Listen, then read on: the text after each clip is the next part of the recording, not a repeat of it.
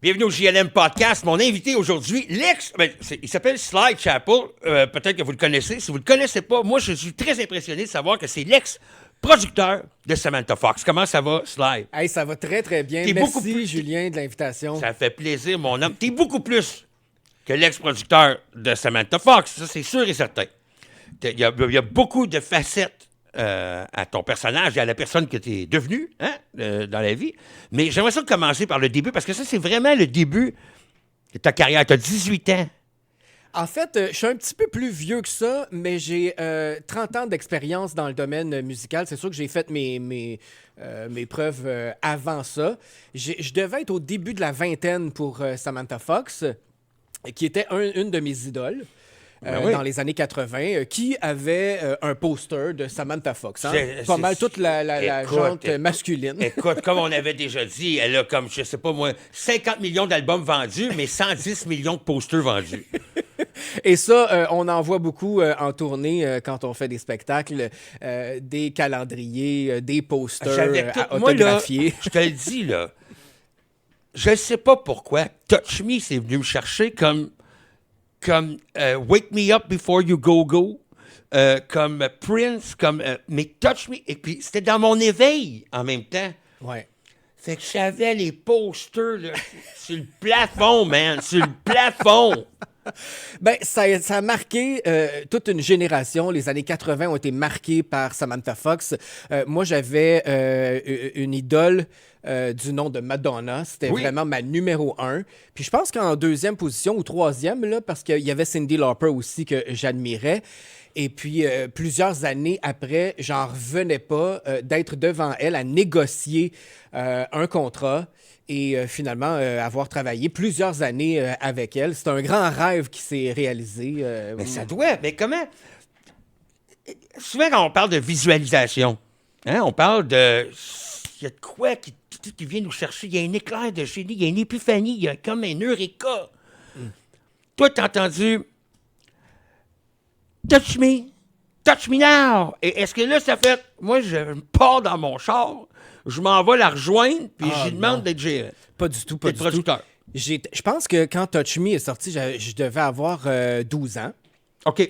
Fait que j'étais dans mon sous-sol à jouer avec mes vinyles. Je faisais semblant que je travaillais à radio. Oui. Je m'inventais des émissions de radio fictives. Faites la même chose, moi aussi. Hein, on s'enregistrait des sketchs. On avait des magazines Crow, nous autres. On faisait des magazines Crow. Puis on refaisait les sketchs juste avec la radio qu'on s'enregistrait, par exemple, Play Record. Ouais, c'est ça. Puis là, moi, je donnais les cassettes à mes amis d'école. Ah ouais, hein? Fait que, en tout cas, ça c'était vraiment mes débuts.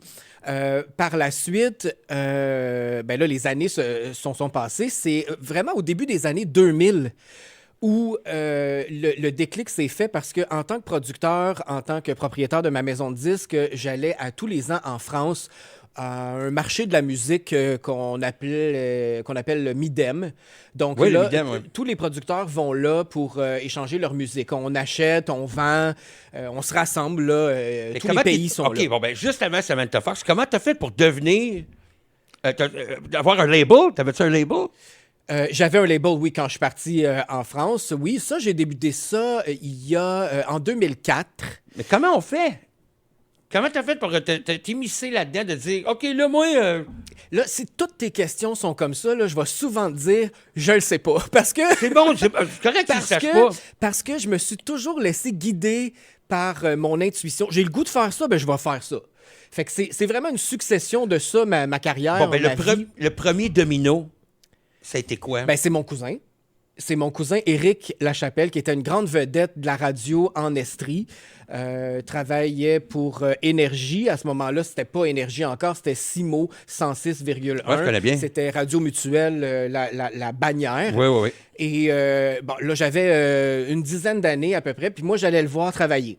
Okay. Il était animateur, j'allais le voir travailler, puis j'étais fasciné par la radio. Il y a toujours eu de la musique chez nous, chez mes parents.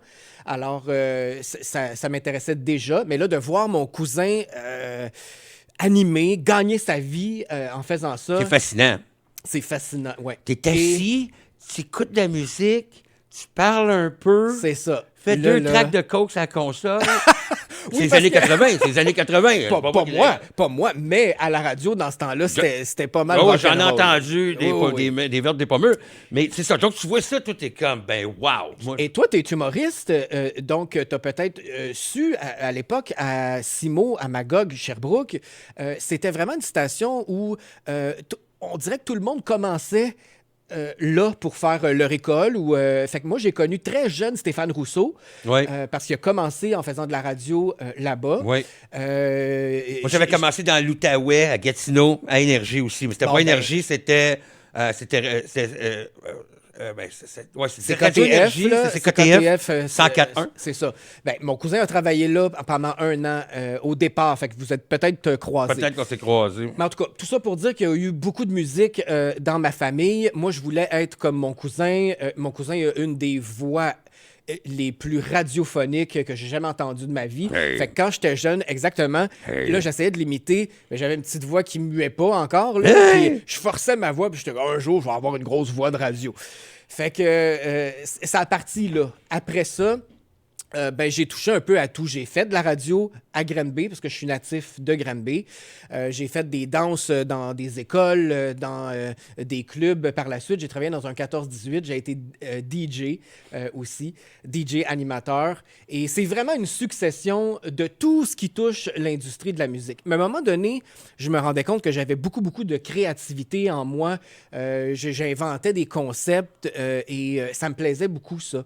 Puis à un moment donné, je commence... il faut que je te raconte cette anecdote-là. Go. Si c'est plate, tu me diras, on passera à d'autres choses. Inquiète-toi pas avec ça, nous autres, on est là pour ça. Parfait. Alors, je travaille à la radio. Il y a une chanson qui sort qui est vraiment populaire dans les clubs. Ça s'appelle Saturday Night de Wigfield. Saturday Night, C'est le fun, on a des extraits comme ça, instantanés. Ici. Pretty baby. Exactement. OK. Fait que là, moi, je veux faire jouer ça à la radio. Je sais pas ça vient d'où. C'est une importation de l'autre bout du monde. Je trouve la compagnie de disques. J'appelle la compagnie de disques. Et l'agent de promotion me répond « Ouais, ben, nous autres, on n'a pas d'argent pour envoyer ça par la poste. Fait que tu viendras le chercher. » OK, puis ils sont où, eux autres? À Laval. Moi, je suis à Granby. Ah, OK. Fait que je pars, j'emprunte le char à ma mère, je m'en vais à Laval, mais le gars, il me croyait pas. C'était une joke qu'il faisait. Il y avait de l'argent pour envoyer ça par la poste, mais c'était une joke. Mais là, quand je suis arrivé là, pour de vrai, il a dit, toi, là, tu m'intéresses. T'as fait exactement la même chose que j'ai faite quand j'étais jeune, quand je voulais un record. Il appelait ça des records. Oui, des records. Il est allé à New York chercher le record qu'il voulait, ce gars-là. Wow, t'as senti du nom du gars? Jean-Claude Aubin, c'est sûr que je m'en souviens parce que c'est mon mentor, c'est lui qui m'a tout appris. Il y a une suite à ça parce que quand il a vu le chien que j'avais d'aller chercher mon record de Wigfield... Le pouvoir de la musique. Ben, ils m'ont engagé. Et là, j'ai commencé à faire la promotion d'artistes dont Los Del Mar, Macarena, que tout le monde connaît. Donc, j'ai commencé à promouvoir et délaisser un peu la radio pour me mêler un peu du côté artistique. Là, OK, ça, c'est intéressant. Je l'aime, ce domino-là. Là, OK, donc, eux autres, ils te donnent, ils y arrivent avec un CD à un moment donné, puis ils disent Sly, on a besoin de faire la promotion de la Macarena. C'est pas tout à fait. Elle n'était pas encore faite, la Macarena, fait qu'on a dû travailler. On a pris le chanteur dans un resort à Cuba. Il savait pas chanter pantoute. On a arrangé ça au mix. On dit ça souvent dans l'industrie. Oui, oui. Attends, la toune, elle existait. Comment que la toune a tombé sur tes On Your Lap? C'était une chanson qui existait de Los Del Rio. Et le producteur, qui était Joe LaGreca, lui a décidé d'en faire un remake qu'on appelle une reprise. Et la reprise a dépassé l'original dans plein de pays à travers le monde. Il a acheté les droits. Il a refait ça. Et moi, j'ai été commissionné pour la promouvoir partout. Donc aller dans les radios, aller dans les clubs. Ça a été refait où, ça, cette chanson-là? À Montréal. À Montréal. Donc, cette chanson-là, il y a un producteur à Montréal qui a dit « Moi, je l'aime bien, ça va marcher fort. Ouais, c'est un visionnaire, ce gars-là. Il prenait des hits d'un peu partout dans le monde, puis il refaisait des versions canadiennes. Et ça marchait. Jean-Claude Aubin faisait ça?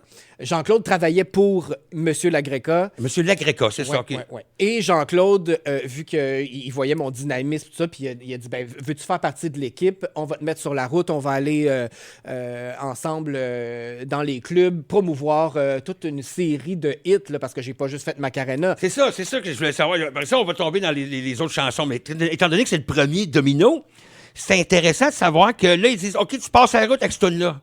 Fait que toi, faut que tu cognes, toc, toc, toc. Ouais. Allô, m'appelle Sylvain. Moi, j'ai une bonne chanson. Voulez-vous l'entendre? Parce qu'il n'y a pas d'email, il n'y a pas rien, tu ne peux pas envoyer rien. Non, pas encore à cette Fait que c'est époque-là. toi qui cognes à la porte. Oui, des on faisait du discothèques, porte-à-porte. des radios. Oui. Ouais. Et est-ce qu'on te laisse rentrer? Comment ça marche, ça? Oui, parce que... T'as l'air d'un témoin de Jéhovah, toi, t'arrives, bonjour.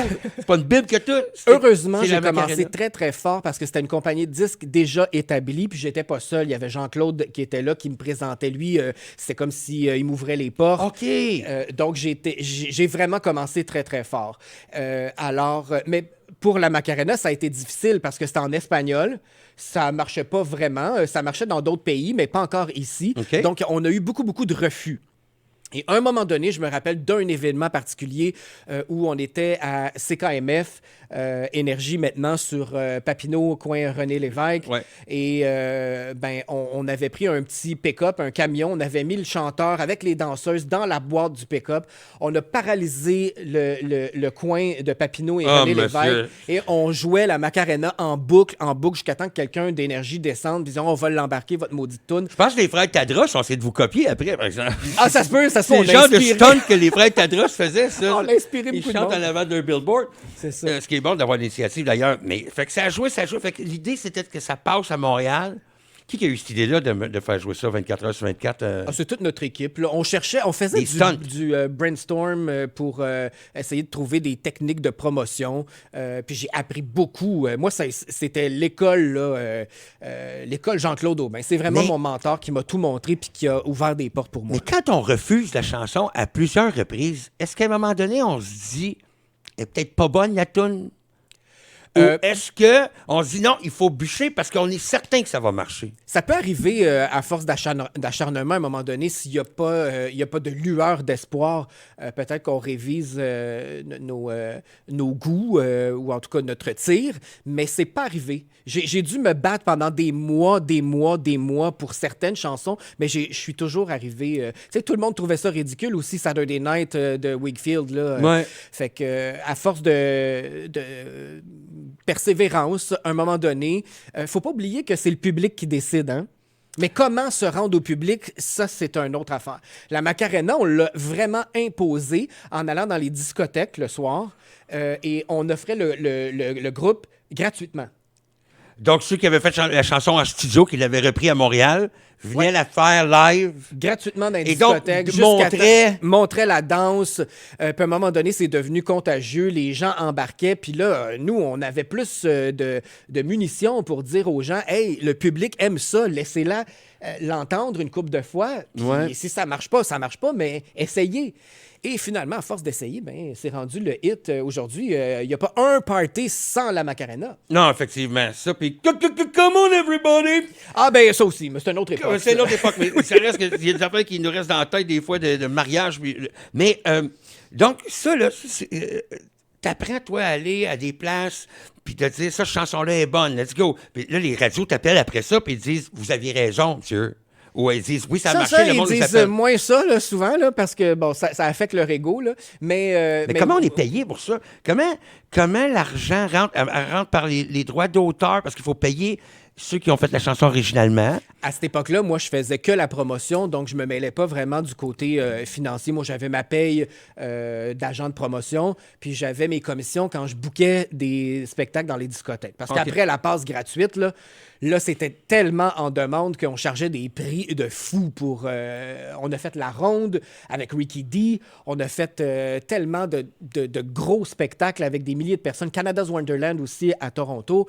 Puis là, c'était la grosse demande. Donc, toujours avec la Macarena, là, pour l'instant. Oui, toujours avec la Macarena. Mais c'est malade, ça, parce que là, toi, personnellement, quand t'as entendu la Macarena, t'as-tu le woof de chaleur que t'as eu quand t'as entendu Saturday Night, puis que t'as descendu à l'avant? Ben, moi, la musique dance m'a toujours fait triper. Fait que, oui, j'ai vraiment aimé le côté soleil de la chanson. C'était différent. Et puis, le chanteur, il était beau. Fait que, OK, le chanteur était beau. Ouais, le chanteur était beau. Ben, c'est une bonne raison. Oui. Les filles aussi étaient belles parce que Los Del Mar, c'est un chanteur, mais il y avait toujours plein de danseuses qui accompagnaient le chanteur. Alors, ça a été aussi un élément gagnant dans les discothèques d'avoir des belles filles faire la Macarena, montrer la danse à tout le monde. Fait que tout le monde en avait pour leurs yeux. Si t'étais un gars, ben, tu regardais les filles. Si t'étais une fille, tu regardais le chanteur. C'était gagnant. Il chantait live ou il chantait lip-sync, faisait du lip-sync? Les deux, dépendamment de où on se retrouvait, là, mais oui, il chantait live. Un moment donné, on est débarqué à Énergie pour prouver que c'était bien lui, parce que là, il y a eu des confusions avec les versions. Un moment donné, là, tout le monde reprenait la Macarena, fait que il y avait beaucoup, beaucoup de versions, mais on l'a fait chanter live à plusieurs reprises. Est-ce que tu te souviens d'une situation où ça a été comme le chiard d'avoir le band là, dans une discothèque qui chante, que le gars veut pas payer, ou que le gars, le lip-sync, ou le CD n'a pas marché, ou il y a de quoi? Y a-t-il de quoi qui est arrivé à un moment donné? Tu me donnes l'idée d'écrire un livre parce qu'il y a tellement d'anecdotes dans ce métier-là, puis j'ai surtout 30 ans d'accumulation d'expérience. Ouais, c'est ça. Mais oui, c'est sûr, des gens qui voulaient pas nous payer, c'est arrivé. C'est un milieu très rough, hein, les clubs. Oui.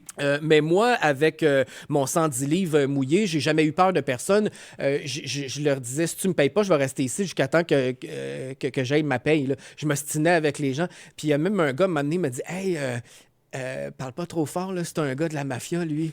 Je m'en tape. Je veux ma paye, tout le monde va être payé, puis moi, j'avais peur de rien.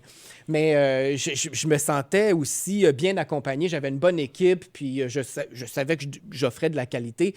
Une autre fois, c'est ça, c'était pas Los Del Mar. Un moment donné, j'étais réputé pour des chansons d'été. Oui, c'est ça. On m'appelait à chaque été pour la promotion de une chanson d'été, et j'ai fait Fruit de la Passion. Ça, c'est Tic Tic Tac. Tout le monde... Tic tic tic tic tic tac. Voilà, ça, merci. okay. Merci pour l'extrait. OK, c'est toi, ça. Oui, c'est moi aussi. T'es un verre d'oreille ambulant, toi. Oui, moi, j'aime ça, les chansons divertissantes, les chansons quétaines. Et c'est pas fini, c'est pas ma plus quétaine. OK. On s'en va dans un club à Drummondville, il n'y a plus d'électricité.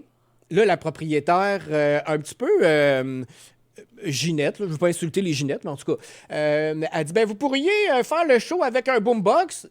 Là, mon chanteur, il me regarde et il dit, hey, je suis pas les Flintstones, moi. Fait que là, on a fait... Il commence avec un oiseau.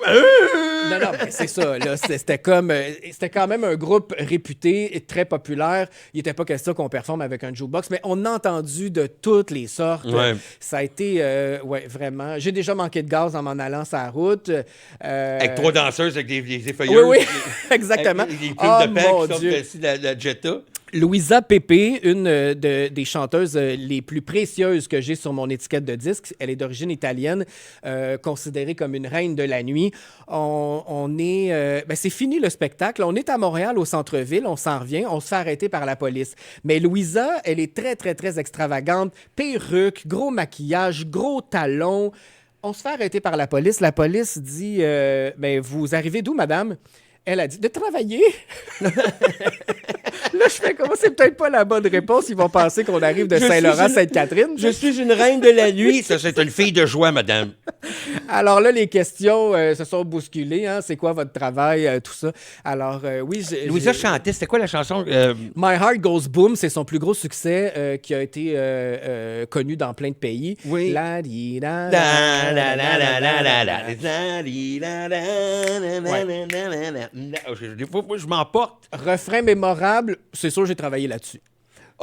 C'est ça, mais ça, c'est fort parce qu'il y en a pas. Il y en a-tu un autre?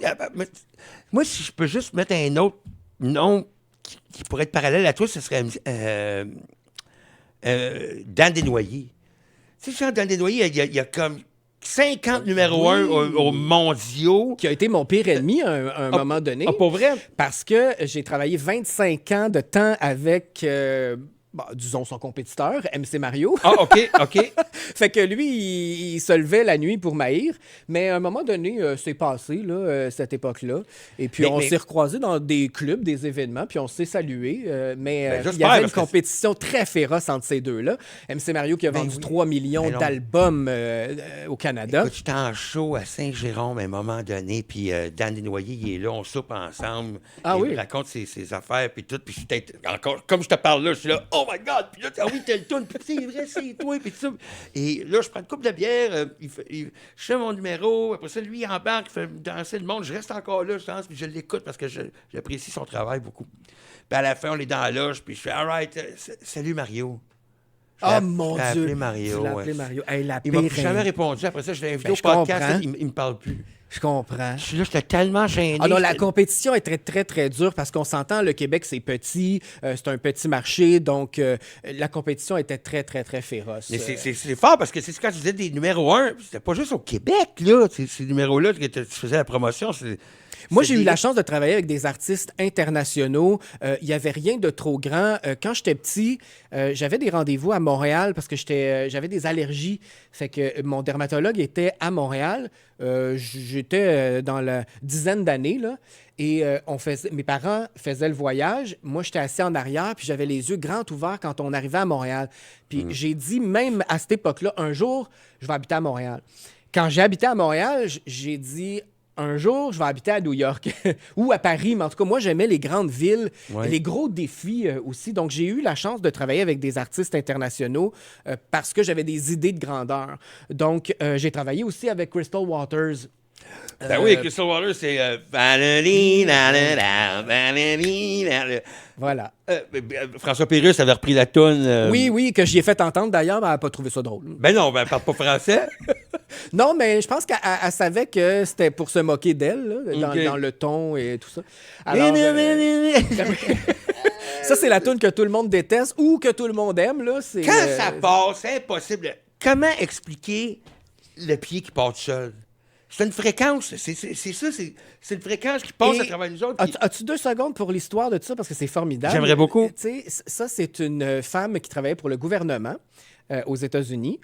Donc, elle était à Washington, D.C. OK. Elle se rendait au travail tous les matins. Et il y avait une madame, une itinérante, qui était là, toute maquillée, coiffée, puis elle quêtait, puis elle chantait. Et c'est de ça que Crystal s'est inspirée. Gypsy Woman, c'est la Ouais. Gypsy Woman qui quêtait de l'argent. Et à un moment donné, elle était rendue au refrain, puis elle a juste fait la da di da da da da da. Mais elle a dit, c'est pas fini, je vais revenir. Ouais. Puis les producteurs ont dit, non, non, non, c'est Le- ça le refrain. Tu laisses ça de même. Laisse ça de même. Et c'est devenu le hit mondial que tout le monde connaît. Fait que- C'est malade, ça. C'est fou, J'adore hein? ces histoires-là, moi. Donc, ça faisait combien d'années que tu faisais de la promotion pour les autres? Puis tu avais juste un job de promoteur de tunes, avant que tu décides que tu partais voir Samantha Fox pour dire là, c'est moi qui s'en occupe. Là, ben, je me suis fait mettre dehors d'une compagnie. Ben, dehors, la compagnie a fait faillite, donc j'avais pas le choix de me trouver un autre emploi. C'est MC Mario qui m'a engagé pour la promotion de ces artistes. J'ai travaillé pour Jacinthe, qui a eu Oui. une belle carrière ici au Québec. Ouais. Donc, j'ai fait en quelques années avec MC Mario. Elle fait quoi, cet âge, Jacinthe? Elle est professeure à l'université Yes! en langue seconde anglaise. Super! Et elle est maman, elle est mariée. Donc, vraiment une Ouais. bifurcation. Mais c'est bon, ça, d'avoir fait s'immiscer dans le domaine, puis après ça, pas obligé de rester. Mais c'est pas un milieu facile et tu le sais, il faut vraiment avoir les nerfs solides pour rester après tant d'années dans le milieu. C'est féroce. Alors là, je travaille pour Jacinthe et j'observe beaucoup, hein. J'observe comment les gens travaillent, qu'est-ce qu'ils font. Puis à un moment donné, je me suis dit, moi aussi, je suis capable. Tu sais, travailler tout le temps pour quelqu'un d'autre, là, tu sais, je suis capable Ouais. de le faire. Ok. J'ai parti ma maison de disques et c'est là que je me suis dit, il faut que je me fasse connaître. Donc, je vais aller en France et je vais essayer d'importer des choses. On est en début 2000, là. Oui, début 2000. OK. Je vais importer de la musique qui me fait triper d'ailleurs et je vais la faire connaître ici au Québec. Et ce que je produis, moi j'ai commencé à produire un peu, ce que je produis, je vais essayer de l'exporter dans d'autres pays. Import-export. OK. Exactement. Bon, ben, qu'est-ce qui t'a amené de là-bas quand tu étais en Europe? Qu'est-ce qui t'a ramené ici comme musique? Là, j'ai trouvé un album. C'est tous des petits kiosques. Hein? Fait que là, tu as le kiosque des États-Unis, de l'Australie, de la Chine, un peu partout. Un kiosque de la France, je trouve un album de Samantha Fox. Et là, ça fait comme, mon Dieu, elle existe encore, elle. Ouais. Fait que je suis curieux, je prends le CD et puis je l'emmène à mon appartement le soir, j'écoute ça. C'était mauvais, là. Ah ouais? Mauvais. Mais moi, je suis resté avec... C'était-tu des remixes de Naughty Girls Need Love Non, pas Too? du tout. C'était du nouveau matériel, mais pas bon. Fait que je suis resté avec l'idée de hey, c'est Samantha Fox quand même. Puis là, tous les souvenirs m'ont remonté. Puis j'ai dit, mais il semble qu'elle mérite mieux que ça. Alors, sur le CD, il y a le numéro de sa gérante, son site web, tout ça. Je les contacte. Je dis, ben moi, je suis un producteur au Québec. Je viens d'avoir votre album. Tu dis ça en anglais, là? Oui, en anglais, bien sûr. As-tu un gros accent en anglais? Do you speak Oh, well? yes, I have a big accent. Yeah, you have it. Yes, yes. On a-tu l'air exotique quand on est francophone canadien? Sûrement. Ou on a l'air débile? I like you very much. I think that you have a nice the boobs. I love the boobs. And de chanson. Ça se pourrait. Non, je pense qu'ils ont bien réagi. Notre accent est charmant pour beaucoup d'autres pays. Elle est basée en Angleterre. Okay. Donc, ils ont un accent aussi incompréhensible que le nôtre. Très vrai. Alors. Donc, ils les appellent, puis ils sont comme. Puis tu leur dis, vous avez fait une mauvaise job sur l'album. Oui, j'ai osé dire ça. J'ai dit, c'est pas très bon. Je pense que Samantha mérite mieux. La gérante de me répondre, t'as tout à fait raison. Fait que là, la porte était ouverte. C'était-tu sa blonde à l'époque, sa gérante déjà? Oui, c'était sa blonde. Je ne savais pas, blonde. Mais Okay. oui, c'était sa blonde. On l'a su par après. Okay. On l'a su après. Donc là, moi, j'habite au Québec. Là, je suis en France, mais elle est en Angleterre. Je suis pas là pour très longtemps, donc je retourne chez nous. Mais elle me dit, hey, on va faire un show à New York. Fait que, qu'est-ce que t'en dis si on fait moitié chemin? Viens nous voir à New York, je te donne une paire de billets pour notre spectacle, puis on va jaser après le spectacle. Fait que moi, je prends ma voiture, c'était la voiture de mon ex à l'époque qui tombait en ruine, là, une petite Toyota Tercel, Yeah, OK. Un peu maganée, mais ça fait la job. Et je suis pas certain que j'ai assez d'argent pour me rendre jusqu'à là-bas, mais je peux pas manquer cette opportunité-là de rencontrer mon idole, puis on sait pas ce que ça va donner, mais moi, j'étais vraiment motivé. Alors, je pars, pas de GPS à l'époque, hein, pas de... Je me souviens, c'est rien ça, j'allais dire. Elle a donné l'adresse, t'as dit, je vais me rendre... Je vais me rendre par mes moyens. Ma mère tellement stressée, mais tu sais pas où tu t'en vas, puis mais je vais le trouver. C'est-tu la même nervosité que quand t'as appelé pour la première fois? T'as-tu marché à l'entour du téléphone 10 minutes avant de prendre le téléphone? Non, je suis quand même assez impulsif. Moi, j'ai vraiment du front tout le tour de la tête. Il n'y a pas froid aux yeux, toi? Non. Alors, je suis parti. Je me suis perdu. Ça m'a pris 12 heures au lieu de 6. Ben oui. Et puis, je suis arrivé en retard. Je m'assois. C'était un collectif d'artistes des années 80. Donc, j'avais pas manqué le show de Samantha, mais il y avait d'autres artistes. Il y avait Taylor Dayne.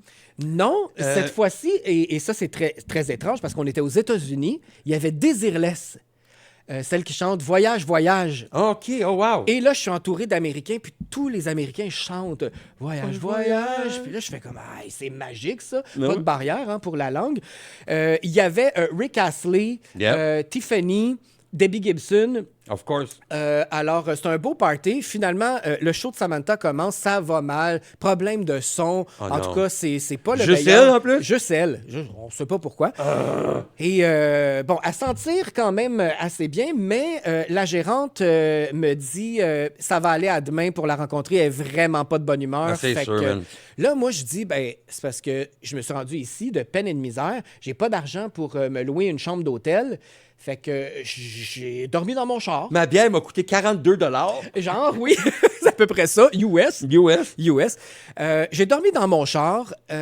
Dormi, c'est un grand mot, là. J'étais vraiment stressé puis fatigué. Ben oui, dans le parking d'un Greenberg, à l'époque, c'était quoi? C'était pas dans Walmart. C'était un genre d'aréna style casino, là. Un genre de casino aréna. Oh my God, hein? Fait que là, t'es là-dedans, toi? Ouais, tu sais, les gros stationnements là, qui se sont effondrés là, il y a une couple d'années. Ouais, les stationnements, on monte. C'est ça, une affaire de même. Okay. Fait qu'il fallait pas avoir peur, mais en tout cas, moi, je me suis caché dans la valise pour pas que personne me voie.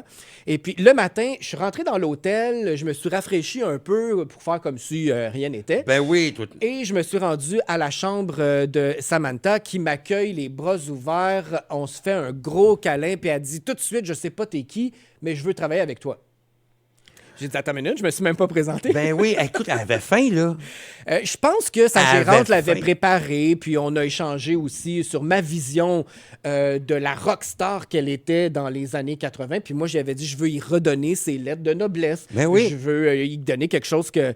Alors, j'ai commencé à vendre ma salade et ben, déjà, j'avais demandé à mon avocat à Montréal de me préparer le contrat parce que j'avais pas été là pour rien. Non, c'est ça, tu peux pas. OK, je te rappelle, on va te faxer ça. C'était instantané et puis j'avais déjà des idées puis elle me disait oui, oui, oui, j'aime ça, j'aime ça, j'aime ça. Le contrat, c'était quoi? C'était quand tu es producteur d'un artiste qui est déjà établi comme ça, C'est très difficile. ça doit, parce qu'ils sont revenus 15 fois avec la négociation? Oui, oui, oui. OK. T'as-tu eu à peu près ce que tu voulais? J'ai eu vraiment... oui, je m'en suis quand même bien tiré, mais Ou j'ai parce que eu... pour ta nouvelle, ton nouveau label, tu voulais avoir de quoi qui était pour te démarquer. Donc, t'as-tu pilé sur ton orgueil sur 2-3 affaires parce que, en bout de ligne, c'était pour être payant parce que t'étais pour te faire un nom avec Pas ça? tant que ça. À bien y penser, pas tant que ça. Ça a été ardu dans le sens que oui, il faut changer telle clause, il faut changer telle clause. Il fallait me mettre aussi dans le contexte d'une artiste internationale de haut calibre. Là. Une chance que je m'étais pratiqué avec des artistes dance qui ont quand même une réputation mondiale, mais... C'était pas ta première, là. C'était pas le premier non, barbecue. mais de ce calibre-là, on parle quasiment de Madonna puis Cyndi Lauper. Ben, là, attends, c'est la même Madonna, gang. Là. Cyndi Lauper, c'est la plus talentueuse des trois que tu viens de mentionner. Madonna danse, chante en même temps, OK.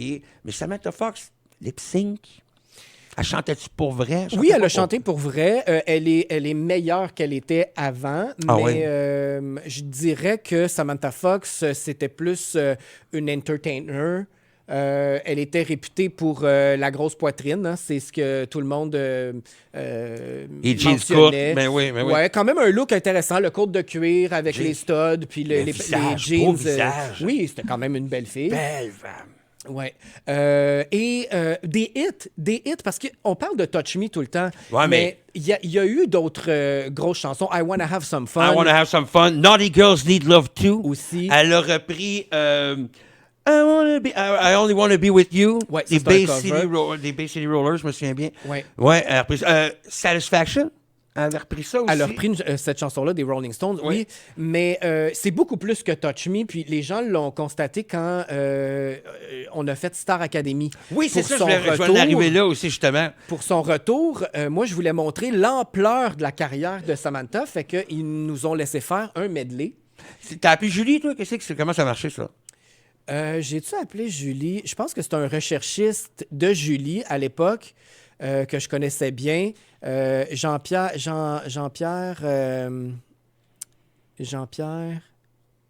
Gravel? En tout cas, hey, c'est loin, ça fait 20 quelques années. Là. Jean-Pierre Gravel, c'était un autre, ça. Non, c'est pas Jean-Pierre Gravel. Non, Jean-Pierre Gravel, c'était un writer. Peu importe, cette Je pense qu'il personne-là. s'appelait Jean-Pierre. En tout cas, OK. de l'équipe de Julie. Julie a évidemment dit oui tout de suite. Hey, ça va être, quelque chose.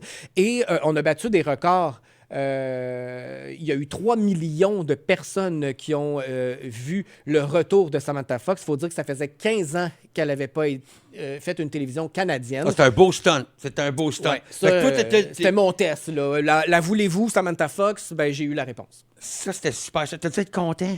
J'étais très, très content. À la répétition, là. Tu sais, comme tu fais à la répétition. J'étais content parce que souviens-toi que j'avais pas une scène Ouais. et qu'il fallait que je produise un album comme si j'étais Sony Music. Et puis là, je suis allé voir mon distributeur qui était Select à l'époque, membre de Québécois, et je leur ai dit j'ai tout ce qu'il faut, il me manque de l'argent. Ils m'ont fait un chèque de 50 000 puis ils ont dit amuse-toi. Fait que ça m'a donné un tremplin. Après ça, je l'ai booké un peu partout. Ouais. Puis au lieu de me payer moi, ben, je mettais ça de côté. Puis je me suis ramassé une petite fortune pour payer mon album que j'ai produit. OK, avec Louisa. Avec Samantha. Avec Samantha Fox. OK, donc l'album que tu as produit, parce que c'est pas juste avec 50 000 qu'on fait un album. Non. J'ai totalisé là, tous les spectacles, les produits dérivés aussi. Là, moi, je pilais. Ah oui, ça veut dire que tu avais le droit aux T-shirts, toi. Oui, ben oui. Tu avais une cote des T-shirts. Et oui. En avant-tu du T-shirt, Samantha À Fox? l'envers du T-shirt, en fait, tout ce qui concerne son nom, son image, c'est... Tu as eu droit à ça pendant une période de temps, toi? Oui, oui. Mais c'est génial, ça. Ça, c'était dans le contrat. Oui, c'était dans le contrat. Puis j'ai même fait un DVD aussi, un documentaire sur les années que les gens ont manqué. Parce que les gens disaient, je pensais qu'elle avait arrêté, mais elle a toujours été très, très, très en demande un peu partout, Ça a dû. surtout en Europe. Donc, elle faisait des tournées, mais personne ne le savait. Donc, j'ai sorti un documentaire avant l'album. Est-ce qu'elle a été agréable pendant le Star Academy? Oui. Es-tu reconnaissante? Oui. Ou c'est vraiment... Elle a été très, très agréable. Elle est très drôle. Elle a fait rire tout le monde. Je me rappelle, Star Academy, c'était tourné chez Melz. Oui. Et je lui ai présenté le propriétaire, Michel Trudel, et il l'a trouvé très, très drôle. Il l'a fait rire. Donc, ça a été agréable. Ça s'est gâté un peu plus tard. Moi, je mets la faute sur sa gérante parce que c'est toujours les gérants qui sont les plus méchants. Oui, bien, il faut. Il faut. L'artiste dit oui, puis le gérant fait non. Il y a quand même une façon de faire. Puis, ce qui a été difficile, là, c'est que c'est deux mentalités complètement différentes. Les Anglais d'Angleterre, les Québécois canadiens, Ouais, c'est on n'a pas intéressant. la même mentalité. C'est Donc, intéressant, ça, je demande donc. m'obstinais souvent. Ici, on fait ça comme ça. Non, ça marche pas de même là-bas. Oui, mais là, vous avez un producteur québécois, donc ça marche à ma façon. J'étais très ouvert, mais à un moment donné, il fallait que je mette mon pied à terre. Et oublie pas que j'étais beaucoup plus jeune, là, il y a une vingtaine d'années. Là. J'étais dans la début de vingtaine. Alors, je me sentais pas assez puissant pour lutter contre cette légende-là, cette Cette tête-là. figure de proue, de madame qui protège la Samantha Fox depuis des années, Exactement. qui est peut-être devenue la raison de son downfall aussi, ou du moins... Ah oui, oui, oui, parce vraiment, que c'est vraiment. tough quand tu es en amour avec ton gérant ou ta gérante. Mais c'est parce qu'il n'y a pas de recul. Il n'y a pas Il n'y de a recul. pas de perspective. Fait que là, s'il se pogne, il y a une obstination entre les deux. Tu rapport professionnel, pas professionnel. Un moment donné, je me suis levé, on allait faire une émission du matin à V-Télé. Ça s'appelait V à cette époque-là. Moi, je me souviens. Le show du matin. Et puis, elle s'était obstinée avec sa blonde, justement, pendant la nuit. Ça brassait. Elle n'a pas beaucoup dormi. Elle boit beaucoup, Samantha Fox. Donc, elle a cancellé le show. Elle n'est pas venue. Ah. Fait que moi, ça m'a mis vraiment dans l'embarras parce que c'est des semaines de préparation, puis c'est notre réputation qui est en jeu aussi. Fait que ça, je ne l'ai pas trouvé drôle. Et ça a été une escalade comme ça. Elle était de moins en moins agréable. Et, C'est la boisson qui a fait ça? c'est la boisson, c'est la baisse de popularité aussi. Les pilules? Pilule, je sais pas. J'ai jamais vraiment été témoin, mais alcool, oui, beaucoup. C'était plus agréable. Fait que moi, j'ai dit non, je perdrai pas ma santé physique et mentale pour quelqu'un. Puis c'est pas un retour des plus payants pour moi. Ça a été très difficile. J'espérais un retour comme Cher ou comme Kylie Minogue, mais finalement, non. Ça a fait un peu de bruit ici au Canada, en Russie. Mon album a été vraiment bien reçu. En Russie, j'étais bien content. Ben oui. Ça t'a fait voyager un peu, ça? Pas vraiment. Je dirais que c'est plus Louisa qui m'a fait voyager. OK.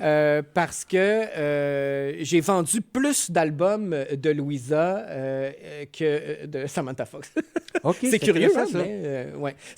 Samantha Fox m'a ouvert énormément de portes parce que quand j'allais en France, La Chapelle, personne ne connaissait ça, puis je passais souvent en dernier. Mais quand j'ai eu Samantha Fox sur, on peut dire mon CV, hein, là, j'étais devenu quelqu'un. Mr. Chapel. Ah oui! Alors là, les portes se sont ouvertes. Il y a beaucoup de gens qui n'étaient pas intéressés à ce retour-là de Samantha Fox, mais ils me demandaient ce que j'avais d'autre. OK. Et c'est là que Louisa est rentrée par la grande porte. Est-ce que quand tu termines avec Samantha Fox, ça s'est fini avec une bouteille de vin par la tête? T'as-tu comme dodgé, t'as-tu les chicanes de chambre d'hôtel, de voyons, qu'est-ce que tu fais là? Puis elle est comme, la barnaque, Ça a fini en chicane, mais je me souviens pas. Je vais essayer de mettre ça de côté. Mais finalement, elle n'a pas pu embarquer dans l'avion parce qu'elle était trop saoule. Fait que moi, j'étais crampé. Puis jusqu'à récemment, elle fait encore ça. Elle est en cours à propos de quelque chose. Elle a engueulé des hôtesses de l'air. Elle a frappé sa blonde. Oh, mon Dieu, puis ouais, je souhaite pas de l'avion a vraiment retourné de bord à cause d'elle. Oui, elle est en cours. Elle est en cours pour ça. Alors, Touch me, récemment, ça fait, je sais pas combien de... Ça fait pas tellement longtemps, là, peut-être 3-4 ans, avant la pandémie. Elle est revenue à Montréal pour les célébrations de la fierté. Et je me suis dit, je vais me faire tout petit dans l'assistance. Il faut que j'aille voir ça. Elle est arrivée en retard, saoule ben raide. Elle a pissé à terre dans les tentes de techniciens de son. Là. Ouais. Puis là, j'ai fait « Ah, c'est une bénédiction de ne plus travailler avec elle. » Ben oui. Là, je m'excuse quand j'ai dit touch me, mais seulement, je veux dire que les gens qui sont dans l'avion, qui font. C'est là que t'as le goût de donner une claque d'en face quand l'avion Oui, c'est un autre genre de touch me. C'est moins sensuel. Je me trouvais rough un peu quand j'ai dit ça, je m'excuse. Mais donc, bon, là, tu as fait Few, je l'ai échappé belle. All right, cool. C'était-tu avant la fin du contrat, ça, que ça s'est terminé, ou c'est à la fin du contrat? Ah, le contrat n'était pas fini, on l'a brisé. On a brisé le contrat. Agree to disagree. Oui, c'est ça. Au revoir. C'est ça. Puis là, après ça, toi, tu as décidé que tu... encore une fois, ton prochain... Tu avais l'argent des T-shirts dans les poches. Et là, tu t'es dit, je me pars de quoi? C'était le prochain défi après ça, ça a été... Je me suis plongé dans la production des albums de Louisa. Étant donné qu'il y avait beaucoup d'intérêt, je me suis dit, bon, ben let's go, je vais me remettre là-dedans. Mais j'ai vraiment perdu de l'argent avec Samantha Fox, donc j'en avais pas de lousse là, pour continuer mes affaires. Fait que j'ai recommencé un peu la même technique de on va booker des shows, on va recommencer. Et puis, Québécois m'a soutenu aussi pour la suite des choses. Ils m'ont donné 10-15 000 pour un album de Louisa. Fait que je me suis débrouillé. Comment on fait? On appelle Québécois. On dit « Allô, Québécois, c'est Sly. » Ah oui, moi donc, un chèque. Ça ressemble un peu à ça parce que j'avais une belle relation avec mon équipe. Je les remercie d'ailleurs encore parce que j'étais la seule maison de disques dance de tout Québécois. OK. Alors, j'avais vraiment un beau jeu. Et puis, je savais pas que Québécois avait une division. Musique, oui. Puis dance en plus. Comme pas niché. Dance, en fait, c'était mon étiquette de disque, ma maison de disque qui était plutôt dance, parce qu'on sait qu'au Québec, c'est pas vraiment le style qui marche le plus. Ils sont un peu plus country. D'ailleurs, un des membres de mon équipe m'avait dit pourquoi tu fais pas un album country? Tu vas faire de l'argent vite fait. Ouais. J'étais comme, c'est contre mes valeurs. Je peux pas faire quelque chose qui me fait pas triper juste pour faire de l'argent. Moi, je prends le sentier là, le moins déchiffré. Là, ouais. Défriché. Ouais, je vais pas vers la facilité. Je sais pas pourquoi je suis fait de même. Ben, c'est bon, ça. Qu'est-ce qui t'allume en ce moment? La radio. Ouais. La radio. Radio Unicité, Radio du Nouveau Monde, une radio que tu as créée. Oui, monsieur. Puis moi, j'aime bien ça, le monde que tu as choisi pour tes animateurs, puis tout du monde érudit, mais singulier. J'ai une belle équipe. Je me suis vraiment entouré des meilleurs. En fait, c'est pas compliqué. C'est un monde que je me suis inventé parce que j'étais pas heureux dans le monde dans lequel on vit quand je m'apercevais que les médias racontaient tout le temps la même affaire, puis que ça me... Je voyais qu'il y avait d'autres choses à dire, qu'il y avait des gens qui avaient quelque chose à dire, mais on les censurait, on les invitait pas. Je me suis dit, il faut que je fasse quelque chose. Ouais. Et à un moment donné, je partage cette idée-là avec mon chum, qui est aussi dans l'industrie. C'est un DJ, c'est un producteur, et il me suit dans mes aventures. Et c'est même lui qui a trouvé le nom de la radio Unicité pour qu'on puisse se faire briller les uns les autres par notre unicité, justement. Et c'est aussi à double sens parce que Unicité, c'est le nom de la ville de notre nouveau monde. On s'est carrément inventé un nouveau monde. Wow. Et Unicité, ben, c'est le nom de la ville, la capitale du nouveau monde. Et ben, j'invite qui je veux, je fais jouer qui je veux, et on réinforme les gens parce que c'est pas ce qu'on entend dans les médias traditionnels. Donc, je me sens envahi d'une mission de faire une différence pour les gens. Et je m'amuse comme un fou parce qu'oublie pas, je t'ai dit que mon premier métier, c'était la radio. Oui. Dû à mon cousin. Alors, c'est un retour aux sources, c'est un retour à ma passion. La boucle est bouclée, mais tu n'as jamais trouvé ta grosse voix de radio? Non, ça, ben, ça a l'air que... Parce que ça n'a pas rapport, la voix de radio. C'est ça que le monde ne comprend pas. Ils sont là, j'ai pas la voix pour être à radio. la radio, c'est une personnalité. Tu shines à travers ton chest. Ben, tu peux bien parler avec la voix que t'as. Ouais, ben ça, c'est des crévenés. Ah, OK. Le gars, il a exporté médium. Le gars, ah! Non, mais tu pourrais parler de même. C'est quand c'est vrai, ça résonne, quand tu connais ton affaire, quand tu parles avec intention, puis que t'es pas juste statique, puis tout ça, les gens vont t'écouter parce qu'il y a une étincelle. Là. Je comprends ce que tu dis. C'est peut-être une question de goût parce que moi, j'aime ça, ces grosses voix-là. D'ailleurs, ça, c'est un autre rêve que j'ai réalisé. Je me suis payé Guy Aubry. Ben, Guy Aubry! Voilà. Hey, le centre Hi-Fi! Comme voix officielle de notre signature, en fait, de radio. Ben, j'espère. Lui, il a la vraie voix dans le temps. Il l'a gardé toujours. Voilà. Il a accepté de faire les voix. Je capotais. Comme Guy un Aubry, enfant dans un... venez nous rejoindre chez Breu Martineau. On est là live jusqu'à midi et quart. Vous allez voir, vous dites salut à Aubry, vous avez un sofa 2x1. Quelle voix. Hein? Ah, la causeuse. Quelle voix. Une bonne causeuse. Bon, c'est bon parce que... Toi aussi, tu l'as. Ouais, ben j'aime ça l'imiter des fois. Là. Mais Mario Lirette n'avait pas une voix radio. Ah, salut, c'est Mario Lirette! C'était pas des voix radio, mais je sais que je comprends que t'aimes les voix Mario, graves. il y a une voix aussi. Il y a une voix, c'est différent de Guy Aubry, mais il y a un grain de voix. C'est une personnalité, c'est ça, mais c'est sa personnalité qui passe au travers. Guy aussi, on l'entend très bien, sa personnalité. C'est Ouais. C'est un beau milieu, Et venez nous rejoindre au Docteur du Pare-Brise. regarde pourquoi je te dis que la voix est importante. Parce qu'on nous voit pas. Ouais. On nous voit pas, donc c'est important vraiment. Je suis d'accord avec ce que tu dis, l'énergie, la personnalité, mais la voix, je trouve ça important d'avoir une voix qui... Ben, on dirait qu'une belle voix, c'est comme un beau veston. C'est ça. C'est par-dessus, c'est du grévé par-dessus la personnalité, l'étincelle, l'amour que quelqu'un a la radio. Merci beaucoup. C'est très bien dit. Et là, cette radio-là, rendue à 30 000 et plus d'auditeurs. Et plus, partout oui, dans le monde. et plus parce que 30 000, c'est au Canada seulement. OK. Je compte pas les centaines et milliers d'autres parce que la web radio, c'est tout un phénomène. C'est mondial. Alors, quand je m'installe le matin, moi, à 9 h, là, ben, il est 3 h l'après-midi pour quelqu'un d'autre en France, en Belgique. Donc, c'est illimité. Et c'est très difficile de plaire à tout le monde et de rejoindre tout le monde en même temps. Mais on a des milliers d'autres auditeurs en France, en Belgique, en Suisse, au Mexique, aux États-Unis. On a même des gens en Finlande. Peux-tu faire de l'argent avec ça?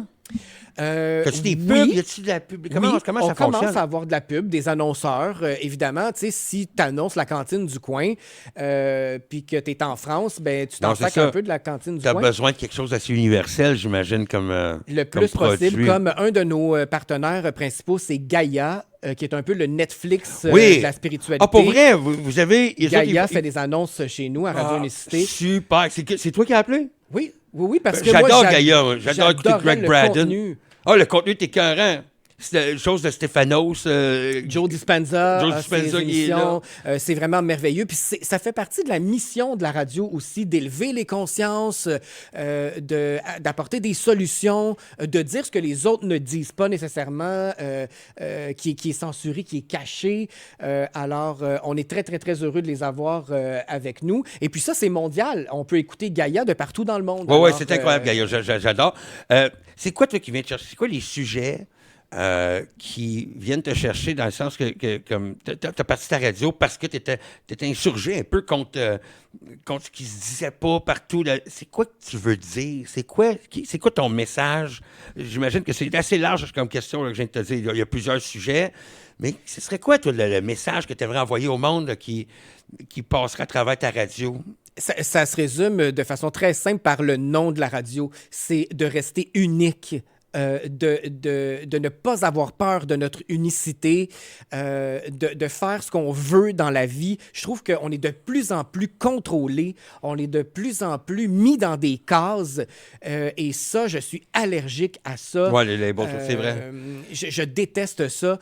Alors, ça, je pense que c'est la première chose. Et ensuite, ben, de réinformer les gens. Moi, je trouve ça épouvantable que le troupeau de moutons s'en va à la dérive. Tout le monde est en train de tomber parce qu'on n'a pas les bonnes informations. La vérité est cachée. Alors, si je peux faire un effet si les gens partagent mes entrevues avec les gens que je reçois, qui sont censurés ailleurs, comme le professeur Patrick Provost, qui est venu nous parler des vrais enjeux des injections. Ça me préoccupait beaucoup parce que c'est pas ça que les médias généralistes nous disaient. C'est vrai. Alors, on ne veut pas l'entendre dans les médias, ce monsieur-là. Il est pourtant qualifié, c'est un spécialiste de l'ARN messager. Alors, moi, je lui ai ouvert ma tribune et je suis très, très, très artistique dans ma démarche, mais ça ne veut pas dire que je ne suis pas préoccupé par l'actualité. Alors, j'ai demandé l'aide d'André Pitre de Lux Media, où on est ici André est là, c'est vrai. André! André parle d'actualité. Avec moi, je le trouve bien renseigné. Oui. Je le trouve drôle aussi. Tu sais, l'actualité, là, c'est pas ma tasse de thé. Mais avec André, on s'amuse quand même. Il y a un humour et il est vraiment généreux de sa personne. C'est vraiment des personnes de cœur. Alors, je m'entoure de personnes de cœur comme ça. Et c'est sûr que la radio, c'est très large. On a des émissions de toutes sortes. Ouais. Moi, j'anime Le Monde de Slide Chapel. C'est vraiment mon univers du lundi au vendredi de 9h à midi. Je fais 3 heures de radio par jour. Man, ça te tente, hein? Et ça me tente parce que j'aime partager. J'aime partager mes coups de cœur musicaux. J'aime partager des découvertes. J'aime partager des récits de gens aussi. Je recevais il y a quelques jours une dame qui, elle s'est dit non, je ne paierai pas 2000$ de loyer par mois à Montréal. Il n'y en est pas question. Okay. Elle a décidé de vivre dans sa vanne. Oh, la van life, la madame! Elle a une van life.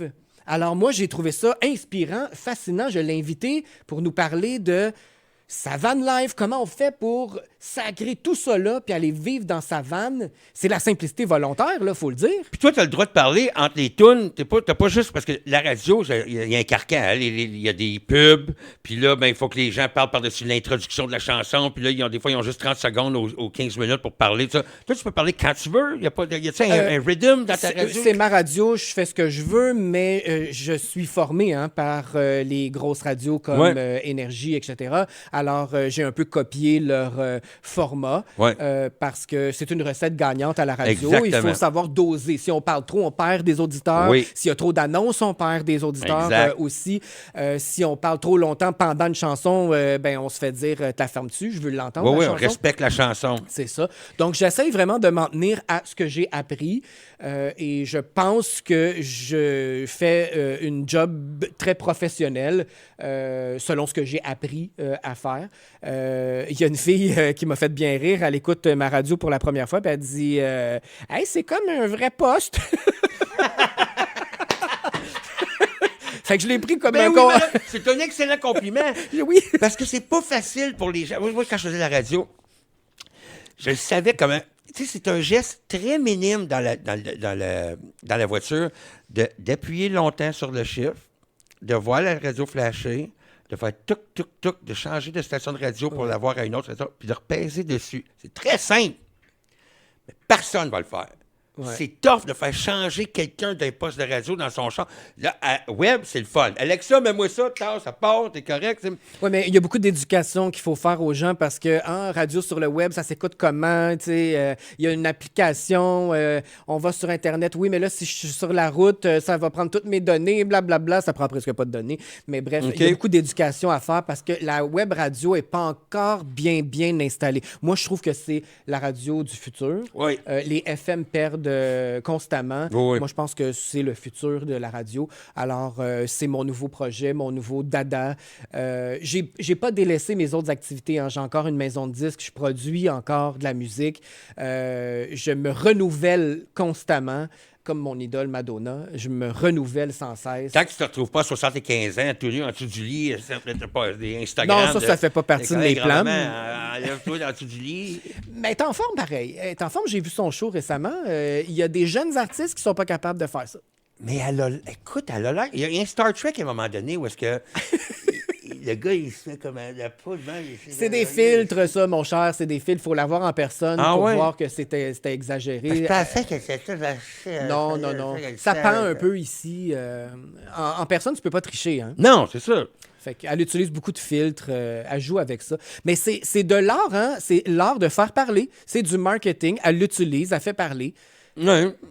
Fait qu'on aime ou on n'aime pas. Quels sont les plus gros obstacles que tu as traversés dans ta vie? Y a-tu un obstacle que des fois, un bâton d'un roues que tu as eu, puis qu'aujourd'hui, avec le recul, tu peux te dire, fuck yeah, je l'ai Tous eu. les gens qui ont dit que j'arriverais à rien, ça a été des obstacles quand même, que j'ai surmontés parce que j'ai Attends. pas écouté personne. Qui t'a dit, t'arriveras à rien?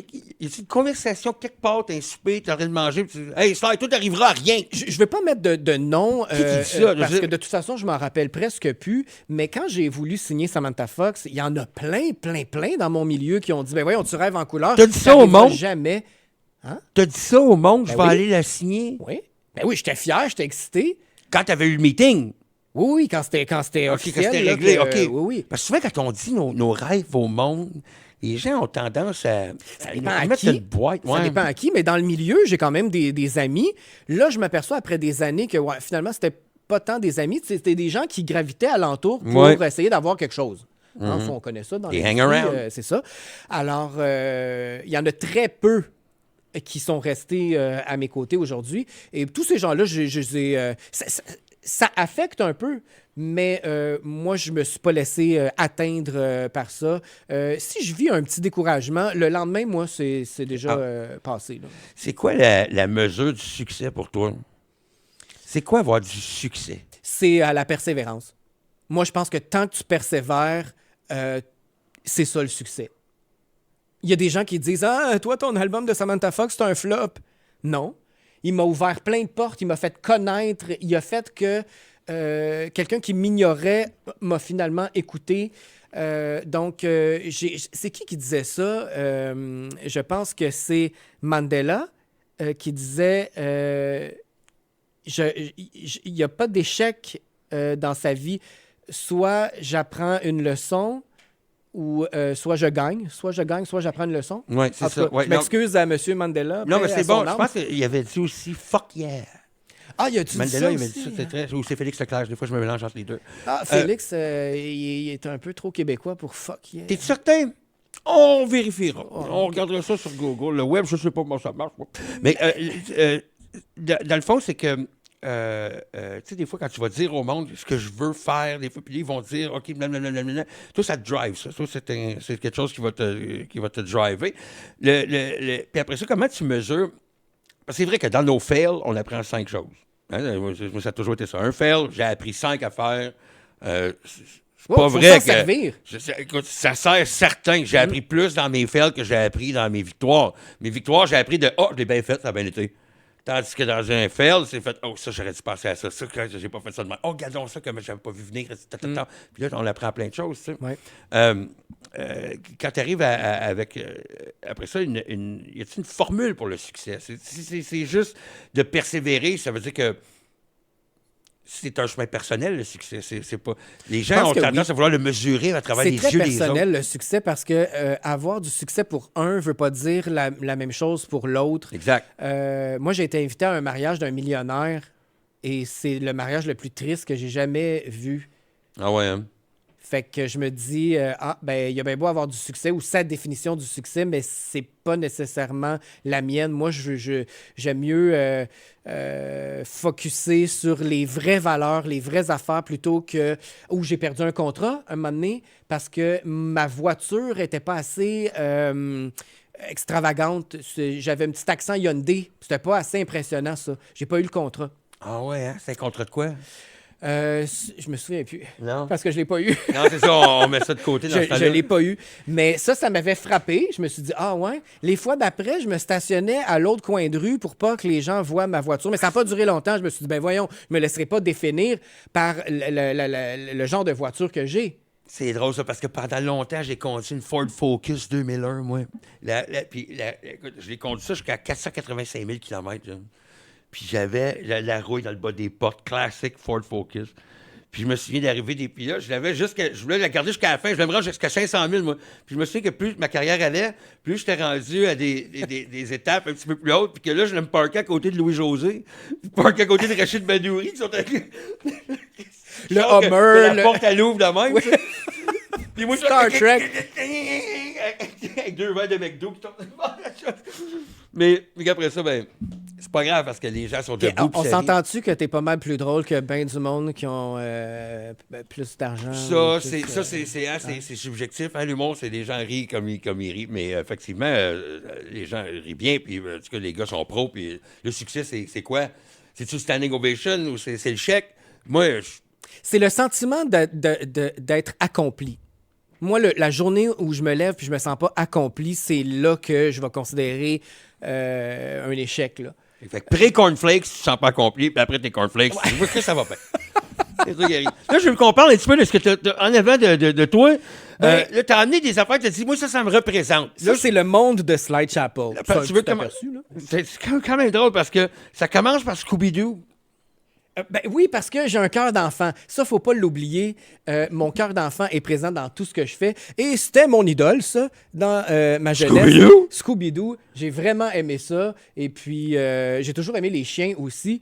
Je pensais que t'aimais les vieux qui avaient des masques puis qui avaient fait du trouble aux enfants.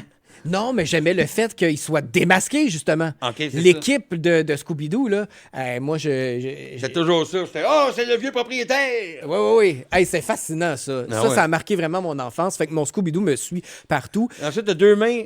Ça, c'est le côté spirituel que j'ai. Il y a de la spiritualité dans ma vie depuis longtemps. En fait, ça m'a sauvé parce que moi, j'ai perdu mes parents quand même très jeune. Mon père s'est suicidé quand j'avais 16 ans et ma mère est décédée d'un cancer. Elle avait 65 ans.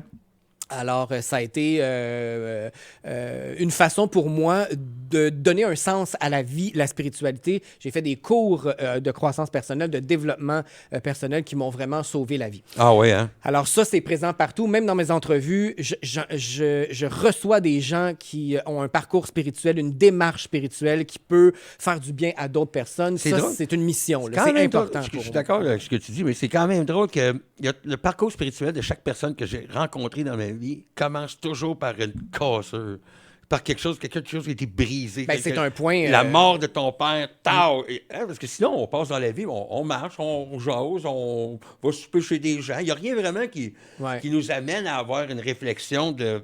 Y a-t-il quelque chose de plus grand? En tout cas, j'ai réfléchi en tabarnouche, moi, dans ma vie. Ton père, il est mort suicidé à 16 ans. Au moment où tu as besoin d'un modèle masculin parce que tu arrives à l'âge adulte, là, puis tu veux savoir comment la vie elle marche. C'est ta mère qui te montre à te faire la barbe. Ma mère, elle m'a pas montré grand-chose. Au décès de mon père, elle a sombré dans une grosse dépression qui n'a jamais fini. Elle est morte en pleine dépression, donc ça a duré 30 quelques années. Alors, c'est drôle parce que tu aurais pu tomber dans cet exemple-là. Ah, mais il n'y en était pas question. Moi, à la maison, quand je voyais ma mère déprimée, je me suis réfugié chez ma grand-mère et j'habitais quasiment là. Je faisais même de la radio avec elle. Je disais, hey, grand-maman, veux-tu faire des voix? Elle dit, mais voyons, qu'est-ce que tu me fais faire là? Ouais. J'ai dit, dis ça, ça va être drôle. Fait qu'elle embarquait là-dedans. Ah, c'est super. Et puis, c'est la première personne aussi qui a su que j'étais gay parce que ma mère était en dépression. Je n'étais comme pas pour l'achever, là. OK. Fait que je l'ai dit à ma grand-mère. C'était pas pour l'achever. Non. En dépression. Mais ça a dû paraître un peu. Je veux dire, non, ben j'étais toujours entouré de filles à l'école. J'étais comme une petite vedette parce que je faisais de la radio. Puis, fait qu'ils s'en doutaient pas. Mais à un moment donné, moi, ça commençait à être lourd. Puis j'ai dit ça à ma grand-mère. Elle m'a dit, veux-tu une tisane? J'ai dit, ah oui. T'as-tu compris ce que je t'ai dit ou... Fait qu'elle passe à d'autres choses, c'est pas grave. Elle passe à d'autres choses, comme si rien n'était, comme si j'avais dit, il fait beau dehors. Puis je l'emmenais au cinéma, en tout cas. Je me suis enfui de la maison, de la dépression, parce que non, je voulais pas vivre là-dedans. Puis après ça, je suis déménagé à Montréal.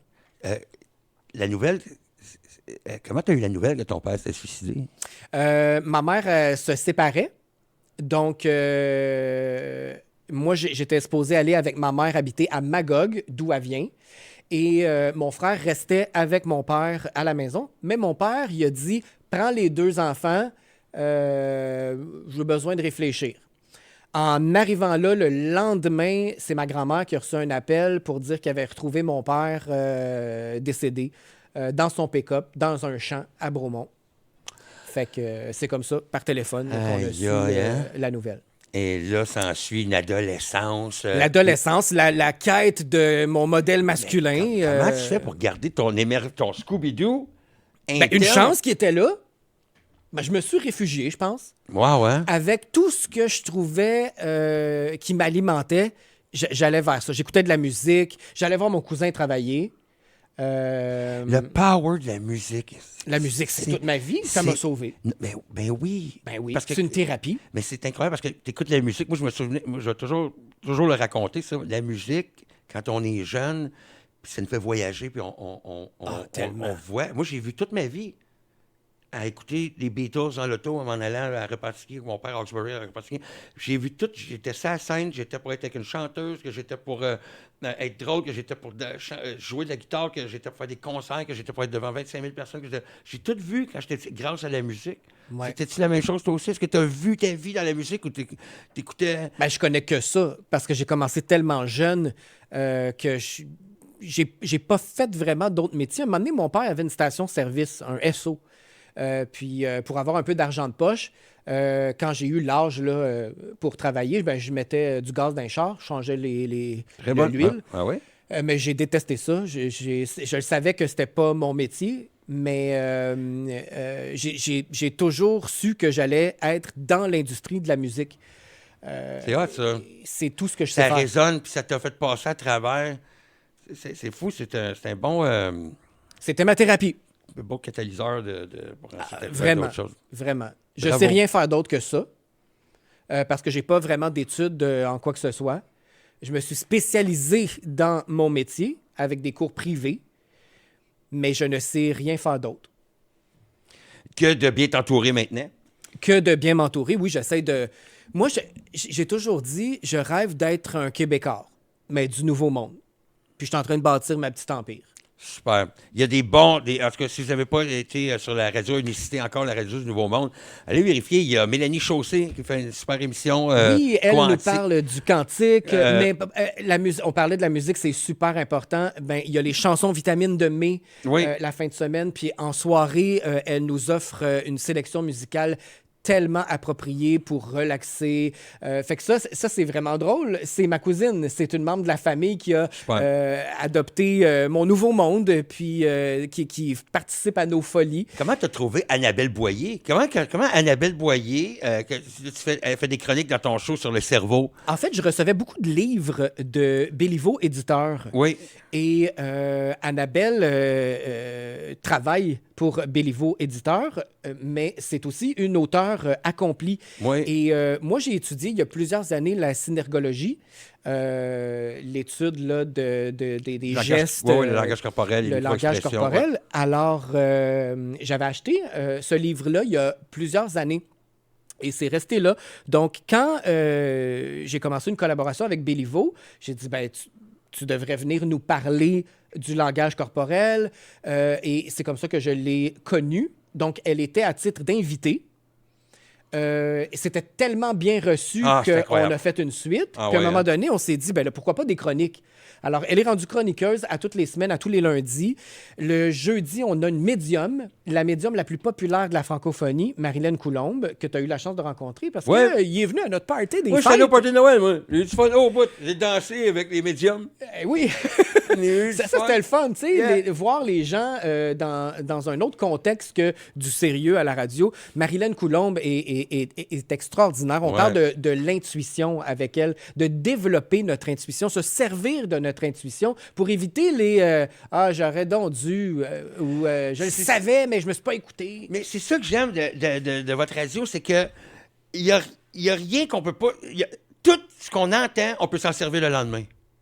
On peut s'en servir le lendemain. C'est vrai, je le fais moi-même. Contrairement à... Puis j'ai toujours dit, l'autre fois, je faisais une joke avec André le matin. On parlait de la radio commerciale, tu sais.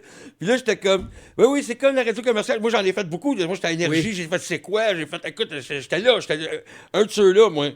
Puis à un moment donné, je me suis tanné avec l'âge. J'étais rendu à Québec. Puis là, c'est, hey, qu'est-ce que vous allez mettre sur votre hot dog? De la relish, la moutarde. Hey, la messagerie texte est en feu. J'étais là, vraiment, on peut-tu parler d'autre chose? Puis il y a quelqu'un qui a pris un screenshot de Sean FM à ce moment-là, que la question c'était qu'est-ce que vous mettez sur votre hot dog? Le matin même que j'avais encore la shot, j'étais là comme, il peut pas croire qu'il fait encore ça.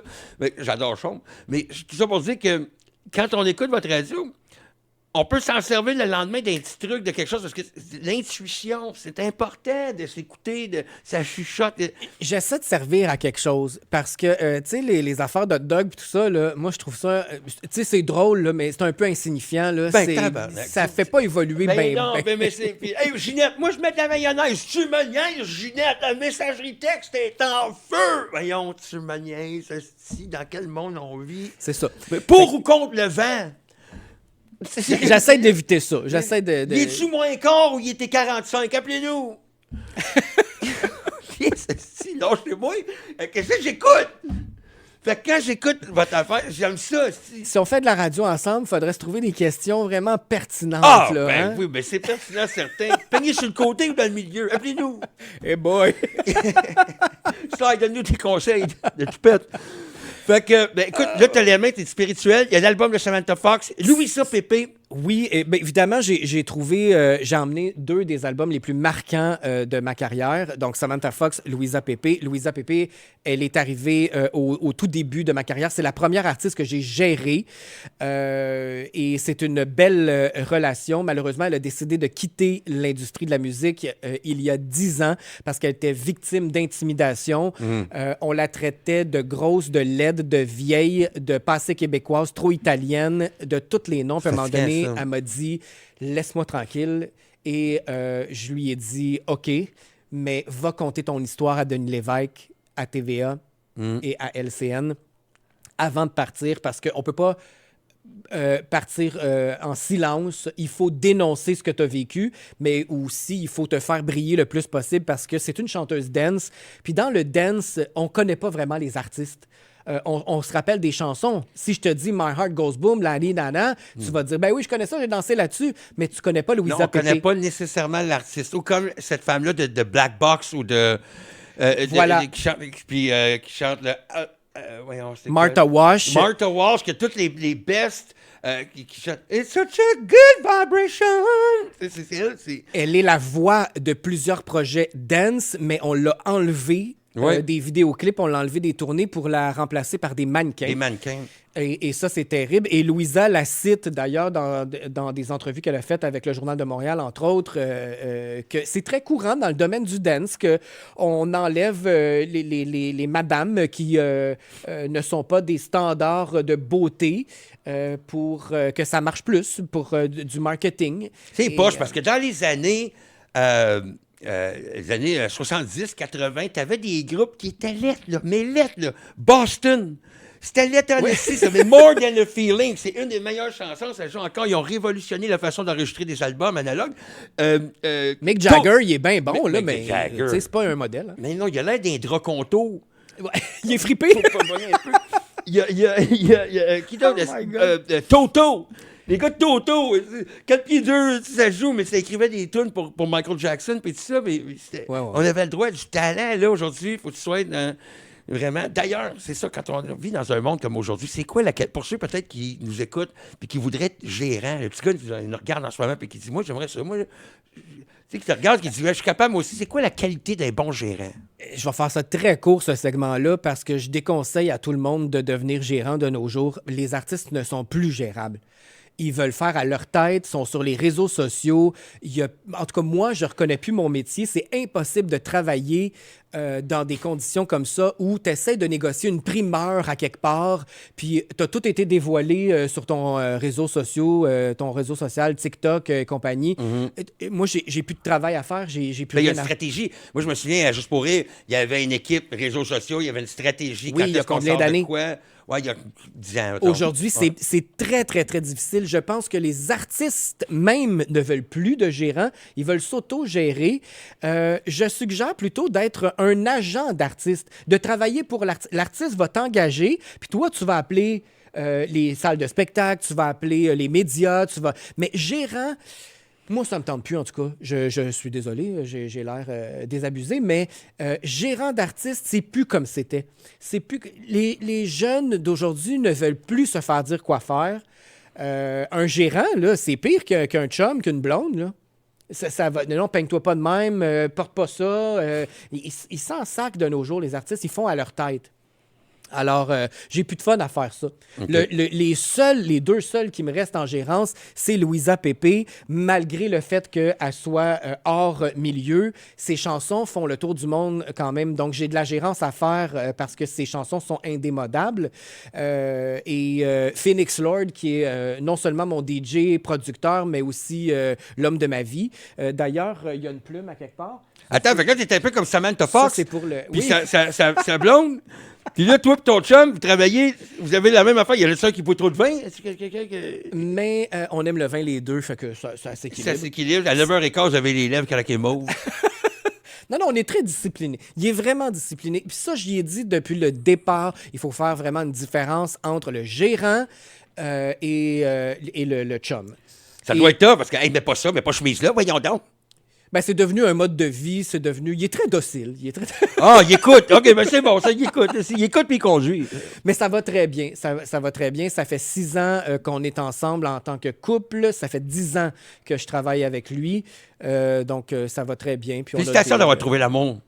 Ben merci, c'est rare hein, de nos jours. Oui, oui. C'est difficile. Ça l'est. C'est difficile. Fait que ça, c'est la plume du phénix. C'est vraiment quelque chose de très important dans ma vie. Ça, ben, je me considère comme un extraterrestre. OK. Et j'aime la musique dance, alors voilà ma planète. Ben oui, On le Planète voit Dance, on le voit sur la planète. c'est réel disco. C'est ça. Moi qui travaille au Havana Resort, Havana Resort aussi, c'est ben bien oui. dit ça, la soucoupe est là. Oui, oui, le réel disco. Ben, Side Chapel, merci beaucoup de nous faire un Hey, tour. merci Julien pour l'invitation, ça a été très agréable, c'est vraiment le fun de discuter avec toi. Beaucoup ça, genre, avec toi, moi aussi. N'importe quand. Merci beaucoup d'être là Plaisir. aussi à tout le monde. De plus en plus, ça grandit, le JLM Podcast. Merci beaucoup. D'ailleurs, je vais vous rappeler que le 14 mars prochain, je suis à show à Repentigny. Venez me voir vendredi, Oui, ça s'en vient. monsieur. C'est là. C'est À là. la ripaille. Là, ça sort mercredi. Ripaille, Repentigny. Le 27 mars à Sept-Îles, au centre des congrès. Le 12 avril, au bar Les Talons à Fabreville. Le bar Les Talons. Fait que venez voir Les Talons. Venez voir le bar Les Talons. Je sais pas comment. Viens-tu faire un tour à Radio Unicité? On va se jaser de Ça me toi. fait énormément plaisir. Moi, s'il y a un micro, il y a Génial. du monde, je suis là comme une tâche. Parfait. Merci beaucoup. Passez une excellente fin de journée.